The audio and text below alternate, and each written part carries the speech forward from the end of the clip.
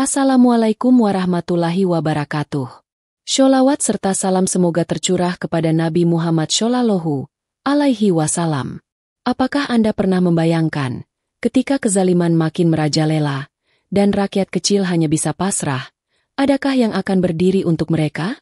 Mari simak kisah ini sampai akhir, dan jangan lupa klik tombol subscribe, nyalakan loncengnya, dan bagikan cerita ini agar makin banyak yang tercerahkan. Inilah kisah tentang bagaimana satu keputusan bisa mengguncang ribuan orang. Pagi itu, kantor Kodam 3 Siliwangi tampak lebih ramai dari biasanya. Seorang pria tua dengan kepala berdarah dan pakaian compang-camping berjalan tertatih memasuki pos jaga. Ia bukan siapa-siapa, hanya seorang pedagang kaki lima di alun-alun Cianjur yang biasa menjual gorengan. Tapi hari itu, wajahnya membawa cerita lain. "Pak, tolong. Saya dipukul, katanya harus bayar uang keamanan dari Grip," ucapnya dengan suara tercekat. Laporan itu langsung dicatat. Tapi belum sempat dicari tahu lebih lanjut, dua laporan lain masuk. Satu dari Sukabumi, satu lagi dari Garut. Modusnya sama. Preman bertato mengaku dari Ormas Grip datang, memalak, mengintimidasi, bahkan memukuli pedagang yang menolak. Ada yang gerobaknya dibakar. Ada yang dirampas dagangannya. Letnan Kolonel Aditya, seorang perwira menengah dari pasukan elit yang kini menjabat sebagai perwira pengawas teritorial Jawa Barat, memandang laporan-laporan itu dengan wajah tegang. Sudah lebih dari 5 kasus dalam seminggu, dan semuanya menyebut nama yang sama. Grip, ujar Aditya kepada ajudannya. "Siapa di balik ini?" tanyanya lirih. Ajudannya hanya mengangkat bahu. Desas-desusnya. Bos besarnya sudah pindah ke Jawa Barat. Namanya Hercules. Hercules. Nama itu bukan nama sembarangan. Dulu dikenal sebagai preman legendaris Tanah Abang, penguasa jalanan, berotot, licin, dan sulit disentuh hukum. Tapi ia menghilang dari radar selama beberapa tahun. Banyak yang mengira ia pensiun. Namun kini, ia muncul kembali bukan di Jakarta, tapi di wilayah yang tenang, di Lembang, Jawa Barat. Letkol Aditya segera menghadap Gubernur Jawa Barat, seorang tokoh tegas berinisial KDM. Ruangan itu sunyi. Sang gubernur hanya membaca laporan, satu persatu, tanpa berkata sepatah kata. Sampai akhirnya ia menutup map merah itu dan berkata singkat, "Segera cari pusatnya. Tangkap bosnya. Jangan beri waktu dia berakar di sini." Perintah itu jelas. Bukan hanya sebagai bentuk perlindungan kepada rakyat kecil, tapi sebagai peringatan keras. Jawa Barat bukan tempat bagi kezaliman untuk tumbuh. Malam harinya, tim Intel TNI dan kepolisian mulai bergerak. Diam-diam, mereka menelusuri jalur keuangan, komunikasi, dan pertemuan-pertemuan gelap ormas yang disebut-sebut sebagai pasukan darat Hercules. Di media sosial, ormas ini mulai memamerkan kekuatan mereka. Barisan motor, konvoy, yel-yel keras, dan intimidasi terang-terangan. Tapi di balik layar, aparat mulai mencatat satu persatu wajah dan nama yang terlibat. Satu nama kini menjadi buruan utama. Dan targetnya sudah dikunci. "Hercules, kau boleh merasa kuat, tapi negeri ini masih punya prajurit yang siap mati demi rakyat." Langit Lembang malam itu gelap dan dingin.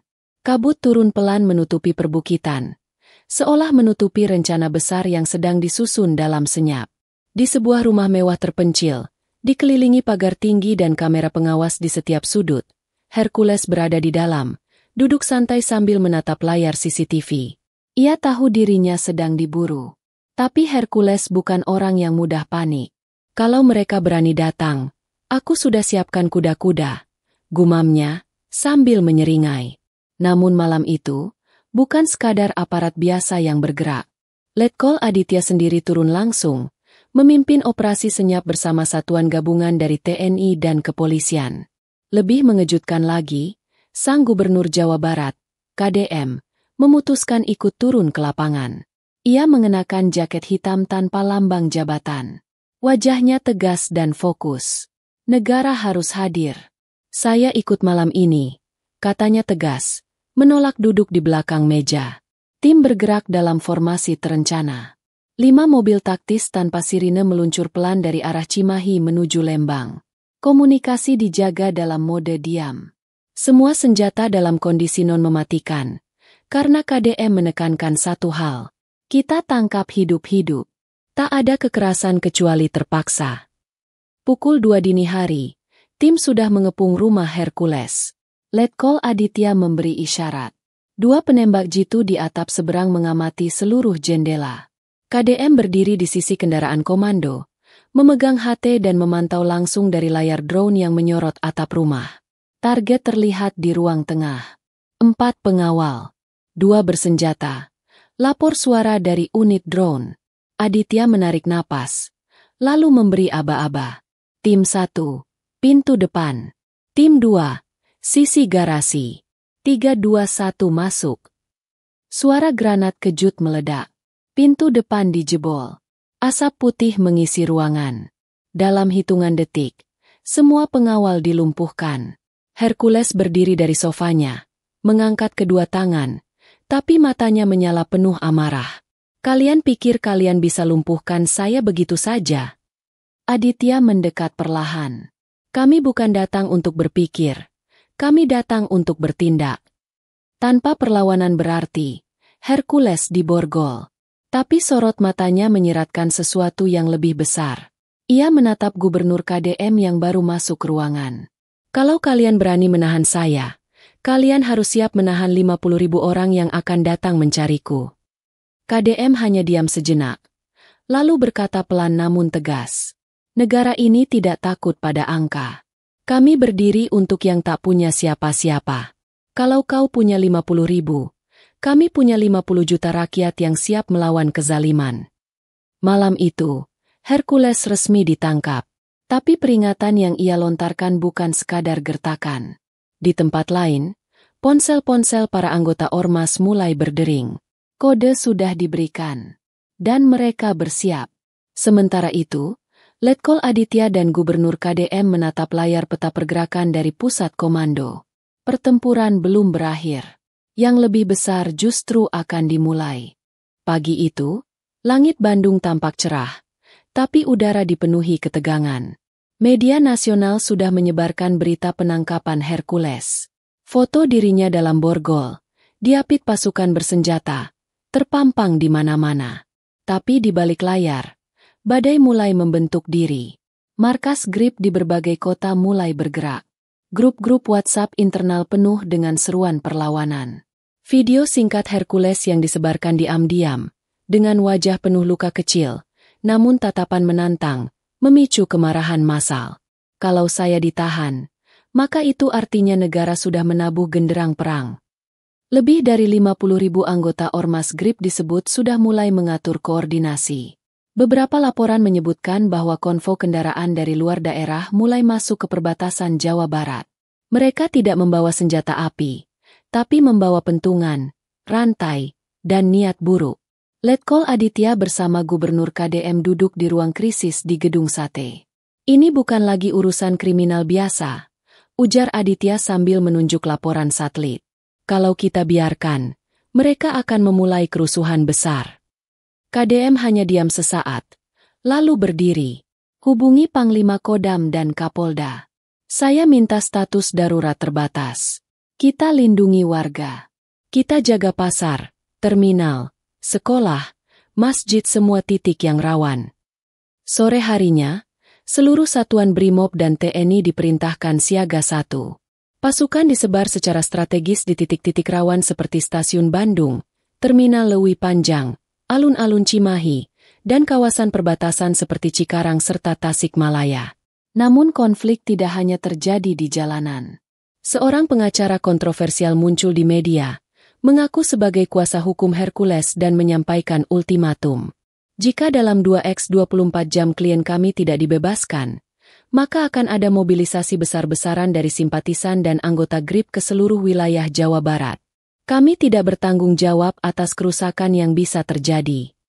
Ancaman itu memicu kepanikan. Beberapa pedagang menutup lapak lebih awal. Anak-anak dipulangkan lebih cepat dari sekolah. Tapi Gubernur KDM tetap menolak tunduk. Jangan pernah tunduk pada premanisme. Negara ini bukan milik sekelompok orang, katanya dalam konferensi pers yang disiarkan langsung di televisi nasional. Sementara itu, di sel tahanan khusus, Hercules terlihat tenang. Ia tahu dia punya orang-orang di luar sana yang siap bergerak. Namun yang tidak ia tahu adalah, aparat telah menyusup ke jaringan dalam ormasnya. Percakapan mereka disadap. Koordinasi mereka dilumpuhkan satu persatu. Di banyak titik, konvu ormas dihentikan oleh gabungan TNI dan polisi, dan langsung dibubarkan tanpa perlawanan. Puncaknya terjadi malam kedua setelah penangkapan. Sekitar 2.000 anggota GRIP yang sudah berkumpul di luar kota Bandung mencoba memasuki kota dari arah tol Padalarang. Tapi mereka tak pernah sampai. Di perbatasan, lebih dari 300 personel BRIMOB dan Yonif TNI sudah berdiri berbaris. Lampu sorot diarahkan ke rombongan. Letkol Aditya sendiri yang berdiri di baris depan. Siapapun yang melanggar hukum malam ini, akan kami perlakukan sebagai musuh negara, teriaknya. Tak satu pun dari masa itu berani maju.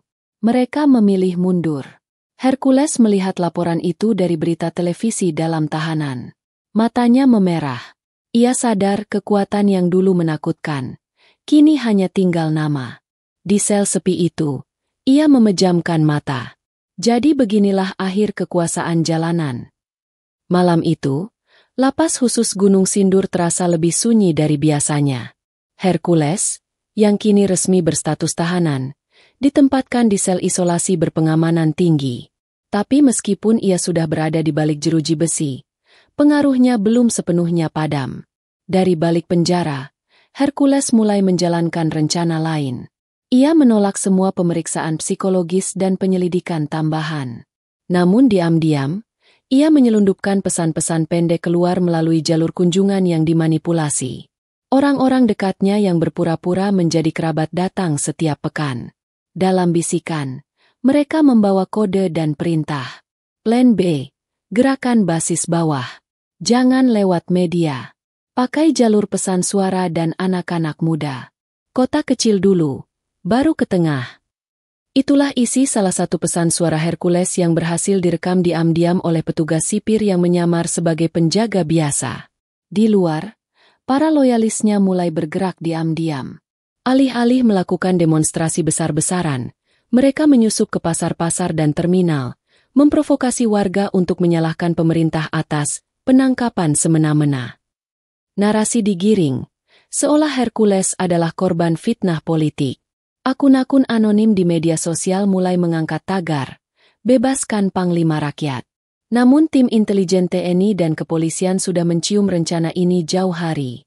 Letkol Aditya membentuk satuan kontrapropaganda dan memerintahkan patroli siber untuk melacak sumber narasi. Dalam hitungan hari, puluhan akun provokatif berhasil ditutup. Lebih dari itu, beberapa simpatisan ormas yang coba memobilisasi warga ditangkap dengan bukti komunikasi dari dalam penjara. KDM menggelar rapat terbatas dengan jajaran TNI, Polri, dan intelijen di Gedung Pakuan. Kita bukan hanya berhadapan dengan seorang preman, tapi dengan jaringan lama yang ingin bangkit lagi. Jangan beri ruang, jangan beri panggung, tapi pastikan hukum tetap berjalan adil, ucapnya tegas. Ia memerintahkan razia terhadap seluruh titik rawan di Jawa Barat, tempat hiburan malam, base camp ormas, dan jalur logistik rahasia yang digunakan untuk menggerakkan massa. Dalam waktu seminggu, lebih dari 100 simpatisan aktif GRIP ditangkap karena terlibat dalam ancaman kerusuhan. Sementara itu, Hercules mulai gelisah. Pesan-pesannya makin sulit sampai keluar. Beberapa pengikut setianya mulai mundur dan menghilang, karena takut ditangkap. Bahkan sebagian mulai berbicara ke publik, mengungkapkan bahwa selama ini mereka dipaksa tunduk melalui intimidasi. Letkol Aditya mendatangi selnya suatu siang, tak membawa senjata, hanya membawa berkas hasil penyelidikan. Ia berdiri di depan jeruji. Hercules, kamu bukan siapa-siapa lagi sekarang. Mereka yang kau pikir setia, sudah bicara semua. Hercules tertawa kecil, meskipun matanya menyimpan kecewa. Kalian pikir kalian sudah menang? Dunia ini bukan cuma hitam putih. Letkol. Besok, orang-orang yang sekarang berdiri di belakang kalian akan datang padaku lagi. Kalau bukan sekarang, 5 tahun lagi. Karena di luar sana, rakyat masih lapar. Letkol Aditya hanya mengangguk. Dan selama rakyat itu lapar, kami akan berdiri di depan mereka. Bukan kamu. Di luar sel, Letkol Aditya bertemu Gubernur KDM yang baru datang untuk memantau lapas. Dia masih mencoba melawan, kata Aditya. KDM menatap langit senja. Biar dia melawan dari balik tembok. Kita fokus ke rakyat di luar tembok ini. Malam itu, seluruh struktur Ormas GRIP di Jawa Barat resmi dibekukan. Aset-aset mereka disita. Gedung markas mereka di Bandung disegel. Dan dengan itu, suara Hercules makin mengecil. Kini, untuk pertama kalinya setelah puluhan tahun, lelaki yang dulu ditakuti seantero pasar itu hanya bisa berbicara kepada dinding. Pagi itu, berita besar tersebar di seluruh pelosok Jawa Barat. Hercules, bos besar Ormas GRIP, dijatuhi hukuman penjara seumur hidup atas tuduhan pemalakan, penyalahgunaan kekuasaan, dan sejumlah kejahatan lain yang merugikan rakyat. Kabar itu disambut dengan berbagai reaksi. Beberapa orang merayakan dengan harapan bahwa kezaliman akhirnya bisa dikendalikan. Namun tak sedikit pula yang merasa kecewa, karena mereka percaya bahwa kekuasaan di jalanan seperti Hercules masih menyisakan pengaruh yang kuat. Namun di balik semua itu, satu hal yang jelas, pemerintah dan aparat sudah membuktikan bahwa tidak ada satupun yang lebih besar dari negara. Gubernur KDM berdiri di balkon gedung sate, memandang kota yang dipenuhi hiruk-pikuk kehidupan. Kadang, untuk menjaga ketertiban, kita harus membuat keputusan sulit, ucapnya pelan, kepada Letkol Aditya yang berdiri di sampingnya. Aditya mengangguk. Kita telah mengalahkan kekuatan yang dulu dipuja banyak orang. Tapi perjuangan kita belum selesai. Di dalam lapas Gunung Sindur, Hercules duduk termenung. Selama berhari-hari, ia dibiarkan dalam kesendirian. Namun meskipun tubuhnya kini terpenjara, pikirannya masih bergerak cepat. Setiap hari, ia berpikir bagaimana caranya untuk kembali membangkitkan kekuatan, untuk membalas dendam atas apa yang ia anggap sebagai penghinaan terhadap dirinya dan pengikutnya. Namun, kali ini ia mulai merasakan kesendirian yang nyata. Tak ada lagi pengikut setia yang siap membelanya. Bahkan mereka yang dulu menganggapnya sebagai pemimpin, kini mulai menghindar. Beberapa dari mereka sudah beralih ke pihak yang dianggap lebih kuat dan sah, pemerintah dan aparat yang menguasai wilayah. Dalam sebuah rapat evaluasi yang digelar di Bandung, Gubernur KDM mengingatkan semua pihak untuk tetap waspada. Kekuasaan jalanan mungkin telah jatuh, tetapi sisa-sisa kekuatan ini bisa saja muncul kembali dalam bentuk lain. Kita harus memperhatikan setiap perkembangan. Aditya menambahkan, kami akan terus memantau, terutama anggota GRIP yang kini berserakan di seluruh kota. Kami tidak akan memberi ruang bagi kelompok seperti ini untuk tumbuh lagi. Hari-hari setelah penangkapan Hercules, kota-kota besar seperti Bandung, Cirebon, dan Sukabumi mulai merasakan perubahan. Pedagang kaki lima yang sebelumnya terintimidasi kini bisa berdagang dengan tenang. Para ibu dan anak-anak berjalan tanpa rasa takut, dan suara tangisan rakyat kecil yang dulu sering terdengar di tengah ancaman mulai menghilang. Namun, meskipun demikian, bayang-bayang ormas-ormas kecil yang masih ada mulai muncul. Beberapa kelompok yang tidak setuju dengan keputusan pemerintah untuk membubarkan GRIP mencoba mencari celah. Tapi mereka tidak mendapatkan banyak dukungan, karena rakyat sudah mulai paham bahwa mereka hanya mencari keuntungan pribadi. Di sisi lain, masyarakat mulai semakin sadar akan kekuatan mereka. Mereka tahu bahwa suara mereka dapat membuat perbedaan. Jika dulu mereka hanya pasrah, kini mereka punya keberanian untuk melawan ketidakadilan. Mereka tahu bahwa keberhasilan ini bukan hanya kemenangan aparat atau pemerintah, tetapi juga kemenangan mereka, rakyat yang tak takut lagi untuk menuntut haknya. Hercules kini berada dalam sel yang jauh dari keramaian. Ia mungkin bisa mengatur strategi baru, tapi kekuatan yang dulu dimilikinya kini tinggal kenangan. Penjara tak lagi menjadi tempat pembalasan bagi dirinya, melainkan tempat untuk merenung dan menyadari bahwa kekuasaan jalanan yang selama ini dibanggakan, pada akhirnya, akan selalu tumbang oleh hukum dan kebenaran. Dan di luar sana, kehidupan terus berlanjut. Pemerintah berhasil menunjukkan bahwa kezaliman tidak akan bertahan selamanya. Namun, seperti kata pepatah, kebenaran memang kadang memerlukan waktu, tetapi ia pasti akan sampai pada akhirnya. Waktu berlalu, dan meskipun Hercules masih terkurung dalam sel, pertempuran di luar sana telah berakhir. Sebuah kemenangan yang tidak hanya diraih oleh aparat keamanan, tetapi oleh rakyat yang telah lama hidup dalam ketakutan. Mereka, yang sebelumnya diperas dan dikuasai oleh para preman, kini merasa bebas dan memiliki hak untuk hidup dengan tenang. Gubernur KDM terus memperkuat posisi pemerintah dengan merilis berbagai kebijakan yang mendukung kesejahteraan rakyat kecil.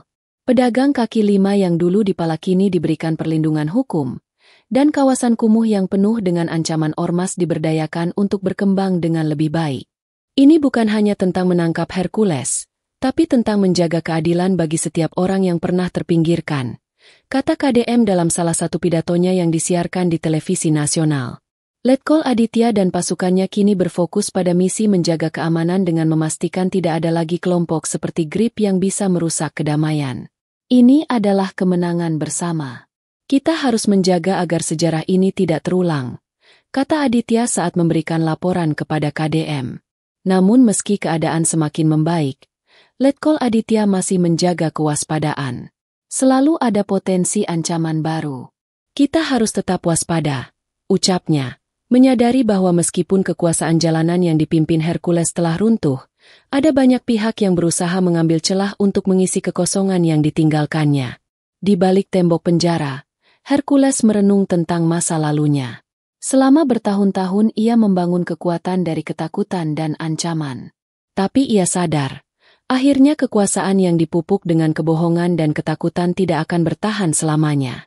Kehidupan di dalam penjara memberinya waktu untuk berpikir. Ia tak lagi mendengarkan suara luar yang mencoba memprovokasi atau membujuknya untuk bangkit lagi.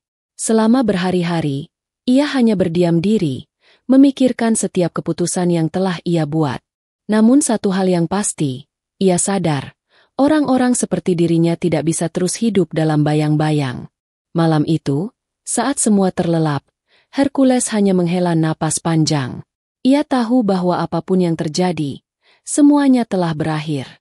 Meskipun kekuatannya telah tumbang, rakyat yang telah diperlakukan dengan kejam justru yang akan tetap bertahan dan terus maju. Rakyat ini adalah kekuatan sejati yang tak bisa dipadamkan. Dalam heningnya malam, sebuah pesan terakhir muncul dalam benaknya. Kekuatan sejati bukan terletak pada siapa yang memerintah, tetapi pada siapa yang berani untuk bangkit ketika tertindas. Dan dengan itu, Hercules menerima kenyataan bahwa masa kejayaannya telah berakhir. Di luar sana, kehidupan terus berjalan, dan rakyat kembali menjadi pemenang.